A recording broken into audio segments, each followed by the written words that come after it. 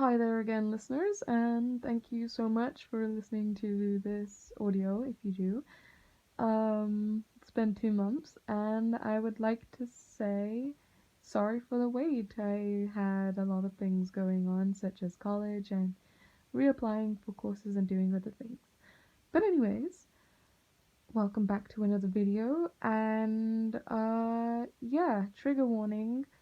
There will be mentions of suicide, depression, and abuse, such as abusive parents. Dun dun dun. Anyways, onto the video. Your name was YN, and you were a beautiful, graceful soul. Unfortunately, you were brought up in a very mentally disturbed household. Your mother did drugs and struggled with addiction. She was a drunk and tended to be very violent, especially towards you only. Your dad would argue and was a workaholic and overworked all the time, which would lead to him never ever communicating with you. So you were pretty much alone. Your parents mistreated you, your dad had no time, while your mom hated you for no reason.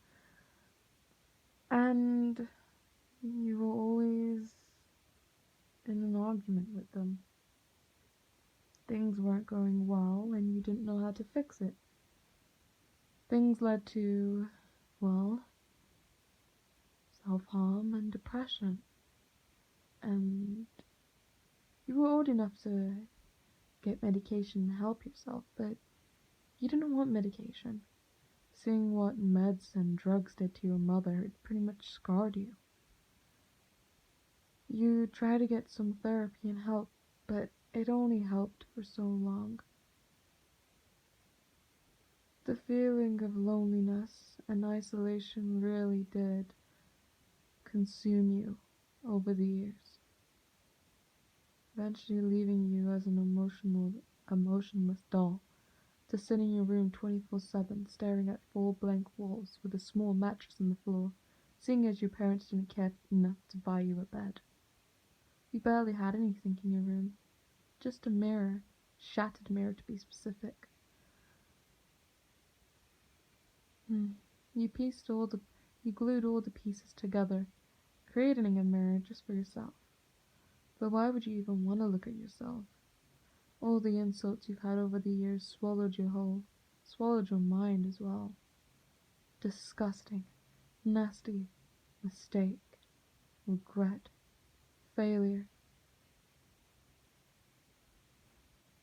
Self-harm eventually didn't become enough, as it didn't please you the way it used to. It didn't calm you, it didn't help cope. You had no friends, no family to trust and love, just your parents that didn't even love you. You were officially alone. Things led to suicide later on, which you failed to do. Every time you tried, such as hanging a rope from the ceiling light, which was very strong, so it could carry your weight, when creating a noose that was perfect and tight, it would break even though the rope is strong and shouldn't. Whenever you tried to stab yourself, you'd always survive or miss something important enough, and you just would always end up in hospital, leading to more issues with your family. Currently, you had tried to slit your wrists, and that led into hospital. You survived again.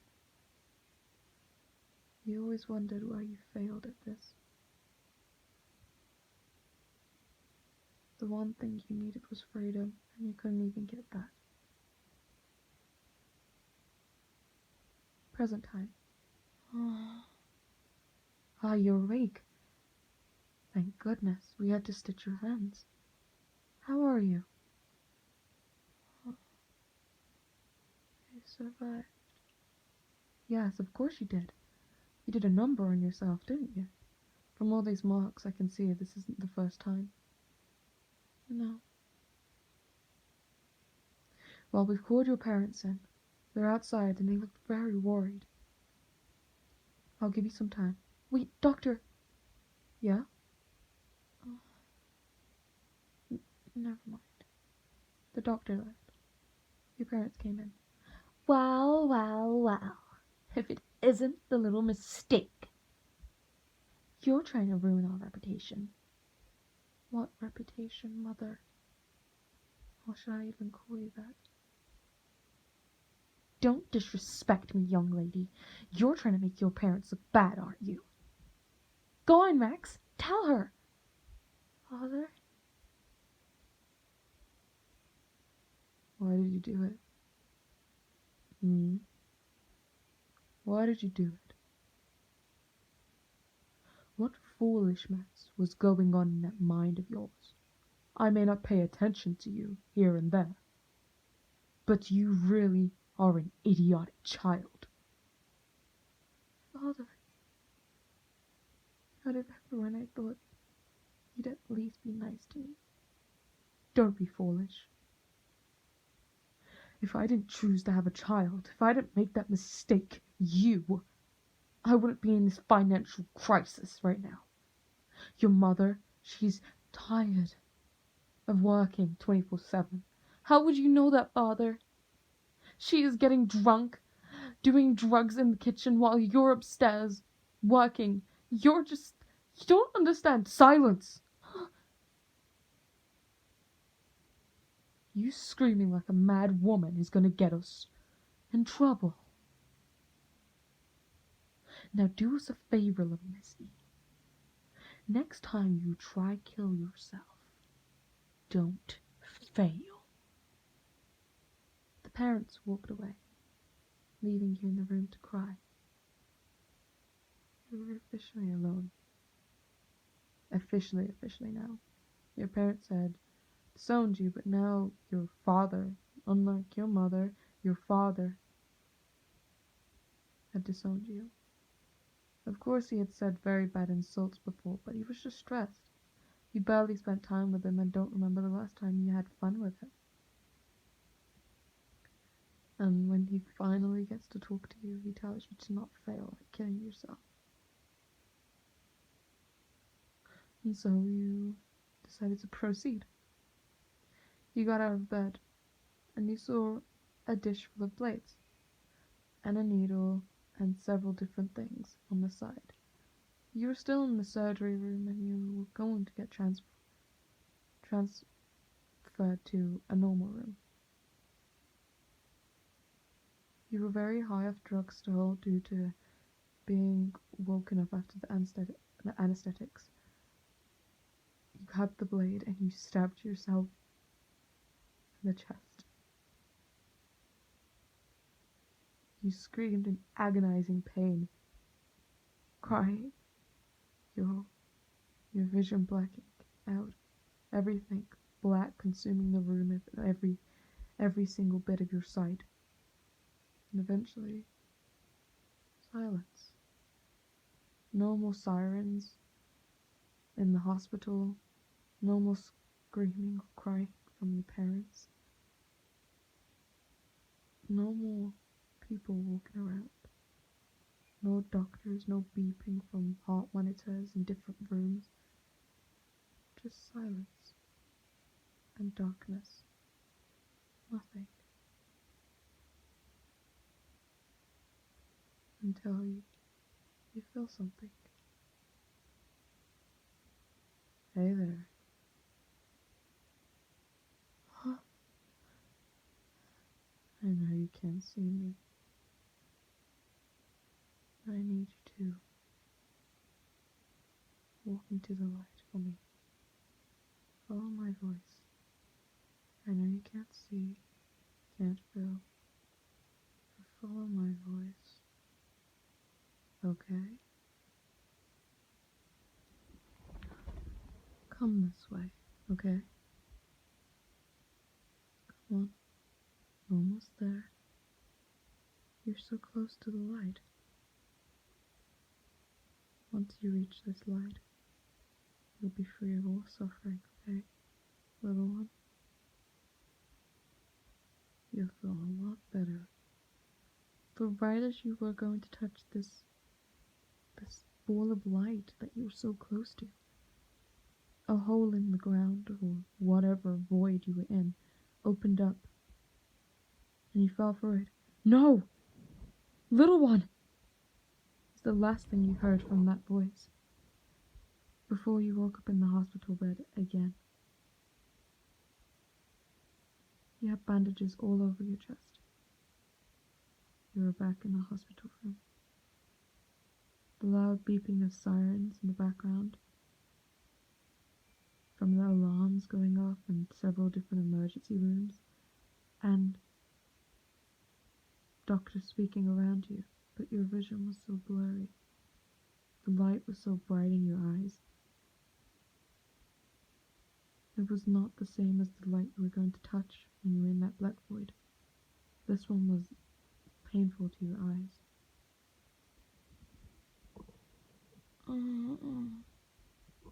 She's awake. How is she alive? I don't know. But her heart was punctured. I'm not gonna question it. Be thankful she's alive. We're gonna need another blood transfusion. She's losing blood again. Are you sure about that? Look, Mark. Her monitor. Her heart's pumping perfectly fine and her blood samples have risen. So she's creating more blood cells? How's that possible? A human like her should be dead by now. What's going on? How are you even talking? Hey there. How are you feeling? I feel fine. She sits up. No. Sit down. Lie down. What's going on? Where? What? You try to commit suicide again. After I told you don't ever try that again. Who are you? I'm your therapist. Remember me? Mark. Oh, hi. How are you? I should be asking that to you. I know this sounds bad, but you should be dead. I'm so happy and relieved that you're alive. Your parents, they couldn't make it, and I'm sorry to tell you that. But I'm here, okay, as a substitute. And I'll be looking after you until you're ready enough to leave the hospital, okay? And unfortunately, your mother has signed something that I think will help you. So I guess it's not unfortunate, but it should help you, okay? What did she sign? After you recover in this hospital, we have full permission to move you to a mental institution. A mental institution? I'm not crazy, Max. I am fine. No, you're not. You're killing yourself left and right, slicing up your body. You're just... I care for you. You're my patient. But how can I help you if you can't help yourself? If you won't open up to me? I want you to be better, okay, YN? But I can't help you if you don't open up. I'm sorry for raising my voice. I didn't mean to. I'm just scared, worried, and terrified. Her blood sample and everything seems to be normal.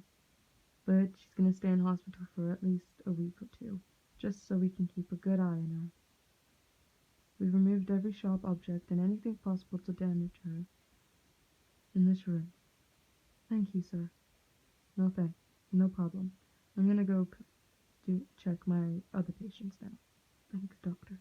No problem. Why can't I move? You're strapped to the bed. As soon as surgery was done and we could make sure you're still alive, we could tell you're too mentally unstable to be allowed to move around freely. You're tying me down? You can't do this, Max. I'm fine. I don't lie to me. I know this is bad, but this is the only result we have to pick, okay? This is the only solution to this problem for now. Just know that this is temporary, okay? Do you trust me? Honestly, Wyan did not trust anyone. Why could she? Everyone that she loved and trusted once in her life betrayed her, such as her parents, only. She trusted Max to help and heal her, as he had promised. But you are not healed, are you? You are not fixed. You're still broken. You did not trust Max. I do trust you. You lied. Okay, relax. It's gonna be okay. Yep.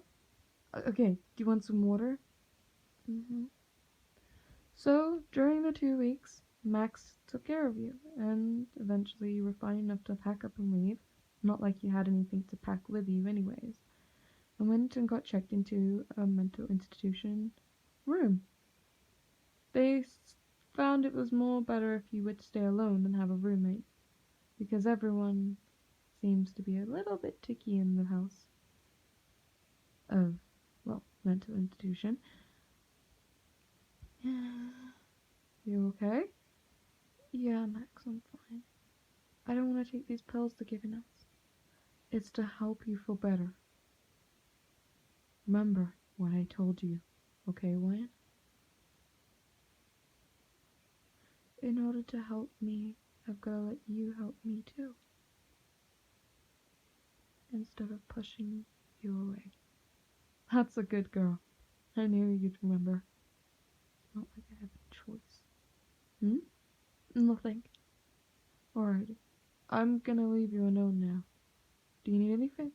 No, I'm fine. You spent a couple months in this mental institution, and so far things were okay. You still felt very suicidal, and things were not really the best, but you didn't talk to anyone. You were alone. Everyone seemed a bit mentally unstable in this place.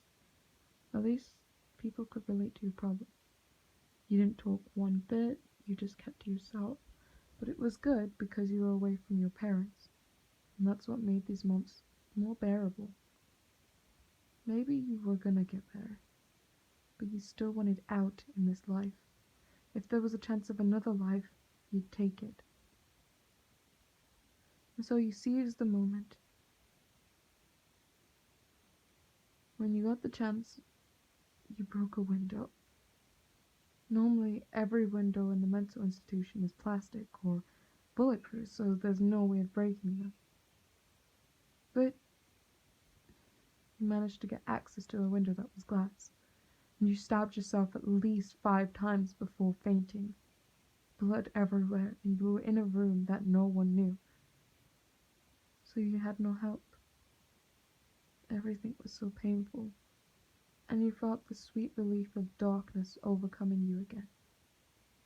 You were in the void for the second time. Lyanne, follow my voice. You followed the voice every time it took you to the place, but you once again was sucked through this void ground, whatever you could call it, and brought back to Earth. This happened every time you killed yourself.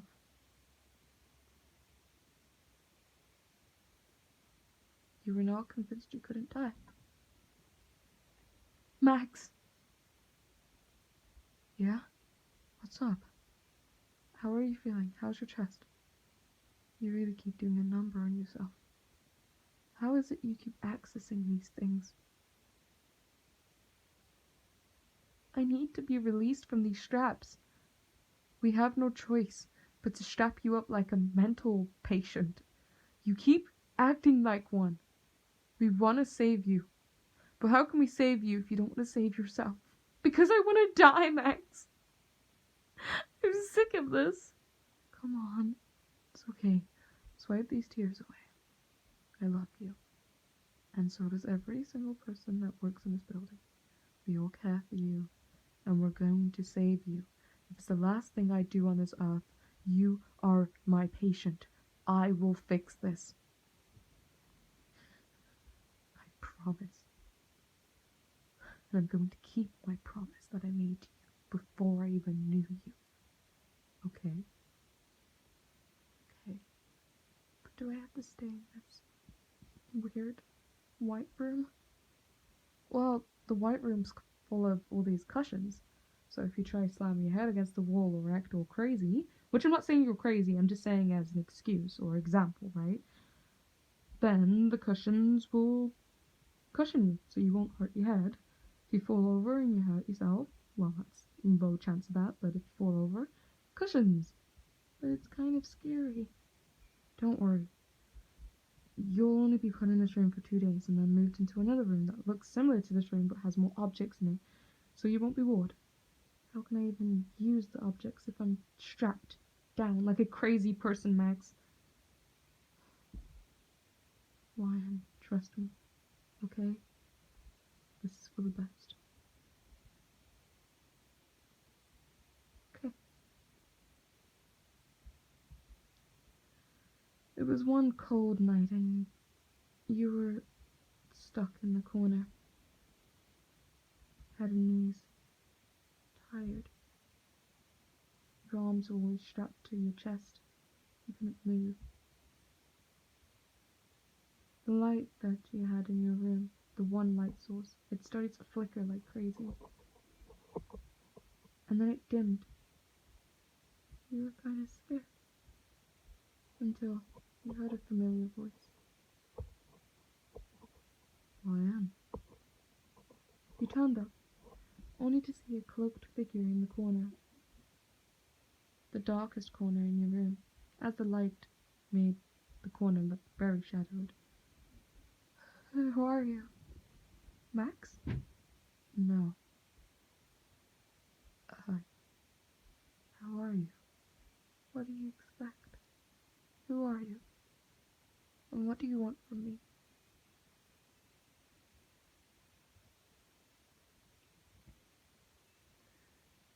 My name is... You can call me Reaper. Reaper? As in the Grim Reaper. That's a cool nickname. Well, thanks. Why don't you come out the corner? The corner? Oh, I'd rather stay here. Are you okay? Well, that's a stupid question. You're not okay. This room, it's scary looking to you, isn't it? Yeah, I've been trapped in here for a day, 2 days now. Almost 3. I lost count of how many days it's been. I think it's almost 3. Why do you keep killing yourself? Because I don't want to live anymore. And why don't you want to live anymore, Wyatt?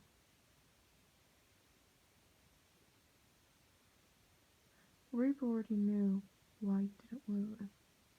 He knew how broken you are. He had watched you through life, fascinated after the first death experience. He wanted to figure out why and how you were able to still be alive. He had an idea, and that's what's brought him here, in this present time.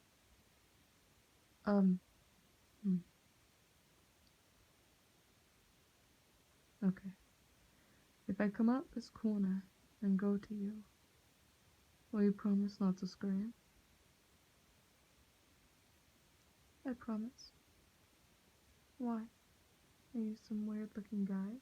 I mean, your hair is sketch anyways. But I don't care what happens to me anymore. I'm done. It's okay. But don't give up hope, kiddo. Kiddo. You're that voice. What? That voice in my head. Every time I try to kill myself or I did die, you told me to go to the light. You. She got up and walked in. Wait. No. Don't come here. You told me to go to the light. You... What are you? She had saw Reaper's hands. What? Hey, I told you not to come here. I promise I won't hurt you. What are you? I'm a monster. A monster? Well, on your Earth, well, here, I guess I would be considered as a monster. Monsters don't exist, they're fairy tales. Well, how would you explain me? He steps out into the light. The dimmed light turns a bit bright. You only saw his hands. He was just like a weird little cloak. His hood went over his whole face, making it hard to see his face. But his hands were very skeleton. Like, how do you explain my hands? I'm a skeleton. And it's nice to meet you, Lion. It's about time.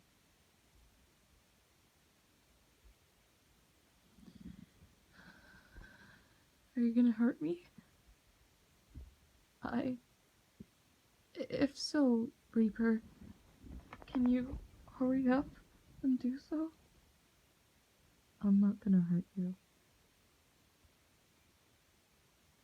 I wanna save you. Oh, shut up with that bullshit. Everyone wants to save me. But what is he really doing? Locking me up in this room? Strapped like a crazy person? Well, I don't blame them. You're trying to kill yourself every second. Well, don't you blame me? I mean, you can't blame me, right, Reaper? Because, like, with what I've gone through, I can't deal with it anymore. With anyone. I understand. You've had a hard time, a hard life. You deserve a restart. And maybe I can help you. You see, monsters, they do exist in the world, but they're trapped in a mountain far away from here. So you won't be seeing them anytime soon. But me, I'm not like any other regular monster. You're not. You see, when I said I'm Reaper, I meant the Grim Reaper, as you humans like to call me and my brother. But anyways, yeah, I am the god of death. So you're here to kill me. Well, technically you have escaped my grasp several times. And you've gotten me in trouble several times due to the fact that I failed to reap you. Failed to reap me? Alright. He had his hands scrunched up in a fist and he had released it. His hands started to glow a light blue hue, and then your straps unbuttoned in the back and your arms were released. Oh, that feels good. My arms were hurting. What now? Follow me. Okay. I want you to hold my hand. If my theory is correct, you'll be fine. But if it's not correct, you'll get your wish. My wish? To be dead. You see, as I am the god of death, no living being with a living soul can touch me. Not even the gods can touch me. If they do, they die. Well, they won't die, but they'll get hurt. Only my scythe can reap a god. kill yourself with that? It's so pretty. I wouldn't touch the scythe if I was you. Actually, knowing you want to touch it, don't you? You want to do bad things with it, don't you? She slapped her hand right into his fist, catching him off guard. Her body went limp. Oh, fuck. Wyan! Shit.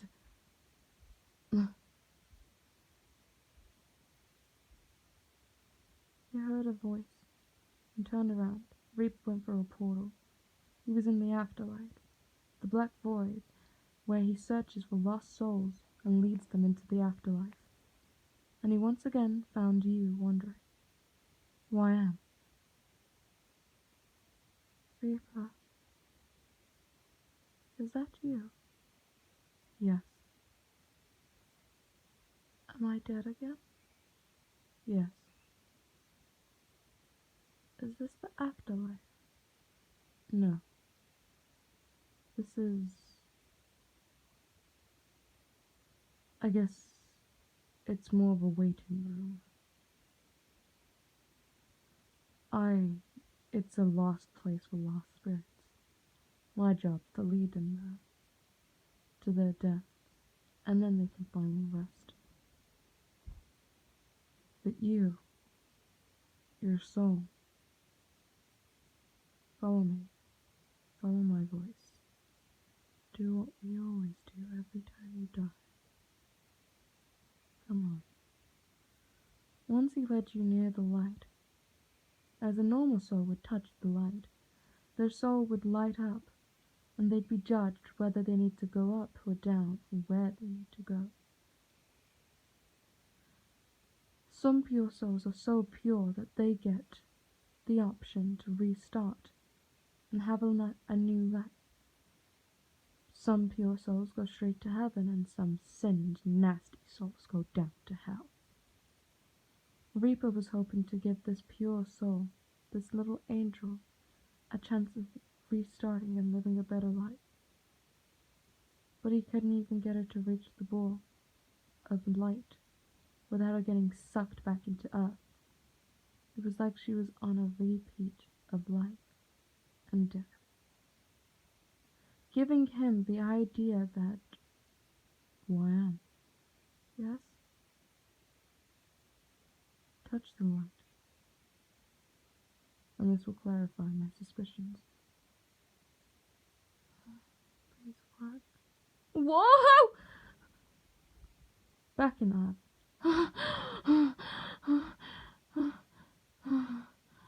I'm back in this room.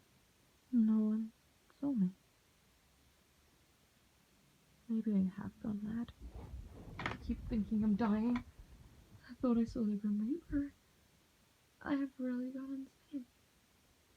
I'm still here, Wayne. Ah! You scared me, Reaper. I'm getting comfortable with my name. Well, if you're gonna keep showing up, I might as well get comfortable. So, what was your suspicions? You can't die. What? What do you mean I can't die? I need to have a meeting with the heavens and the gods above about this. This is something that knocks the balance off, and it throws me off on my job. But, Ryan, you're immortal. That is what I mean when I say you can't die. You can still feel the pain of the deaths that you bring yourself to, but you're only gonna come back here. So,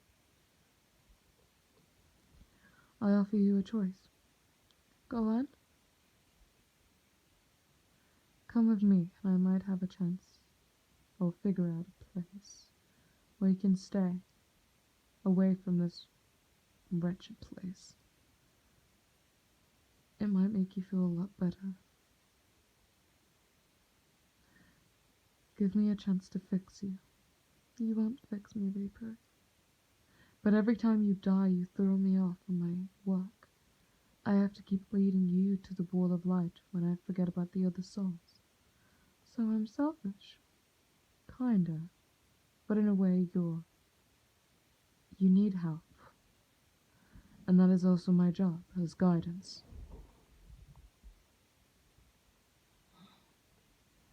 So what's your proposition, Reaper? Let me take you off Earth for a while. Show you that there is more to life beyond this world.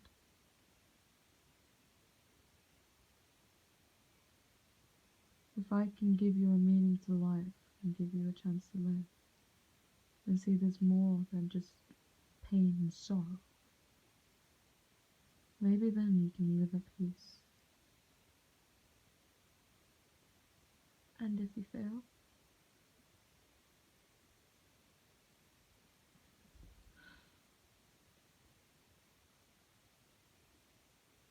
If I fail, I'll figure a way to get rid of your immortality, and you can finally die.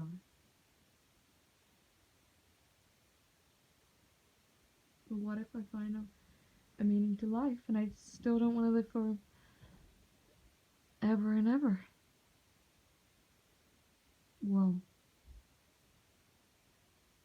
the thing is, if you find a meaning to life, you will keep living. If you don't find a meaning to life, I can take away the immortality that gives you that life. If you want to live your life and that immortality will stay with you. If you want to die truly, I can help get rid of it and you can die in peace. But do you get what I mean? Kinda. If I choose to live, I'll still be immortal and you can't get rid of it. No, I can't. But if I want to die, I can try to get rid of it.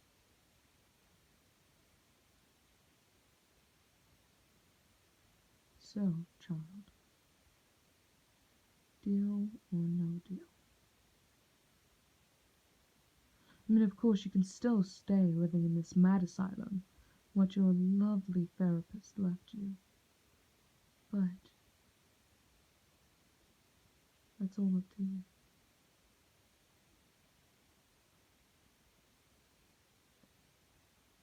What do you choose, child? To be continued. I hope you enjoyed this. I've never really put a voice for Reaper before, so that's new. I am sorry that it got really dark very fast. I really just wanted to make this one detailed and very dark for, well, the Reaper's death, and I wanted everything to revolve around death. I know it's really dark, and I will put on a warning and everything, but I really hope you enjoyed this, and leave comments in, well, leave your comments and your opinions in the comment section if you want to accept or decline Reaper's deal. So, my lovely listeners, will you take the deal? Or will you stay living in the asylum? Stay tuned to find out. Alright, well, it's really late, so I have to get to sleep now. So, good night, good evening, good afternoon, and good morning wherever you are. Goodbye.